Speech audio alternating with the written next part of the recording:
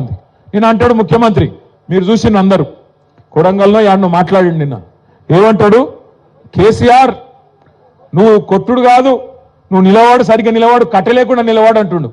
ఒక 71 ఏళ్ల పెద్ద మనిషిని పట్టుకొని సంస్కారం లేని ముఖ్యమంత్రి గారు ఏమంటున్నాడు, కట్టబట్టుకొని నిలవాడు అంటుండు.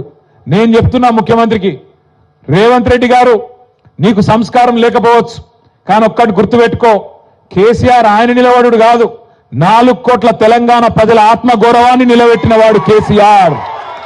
తెలంగాణ అనే రాష్ట్రాన్ని ఏర్పాటు చేసి దేశం ముందు సమున్నతంగా నిలబెట్టిన వాడు కేసీఆర్.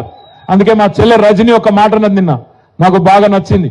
ఏమన్నా దొరికేనా, రేవంత్ కేసీఆర్ కట్ట లేకుండా నిలబడతాడు, కానీ నువ్వు కమిషన్ లేకుండా ప్రభుత్వాన్ని నడుపురా నాయన అని చెప్పింది. కమిషన్ తీసుకోకుండా ప్రభుత్వాన్ని నడుపు దమ్ముంటే ఆయన కట్ట లేకుండా కాదు మంచిగా నిలబడతాడు.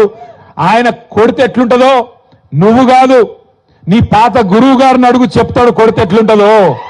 నీ ఇప్పుడు గురువుని అడుగు, నీ గురువుని అడుగు, రాహుల్ గాంధీ వాళ్ళ అమ్మని అడుగు, చెప్తుంది ఎట్లా ఢిల్లీ మెడలు వంచి తెలంగాణ తెచ్చిండో కేసీఆర్ కొడితే ఎట్లుంటుందో ఆ దెబ్బ తిన్నోళ్ళని అడుగు, తెలుస్తుంది.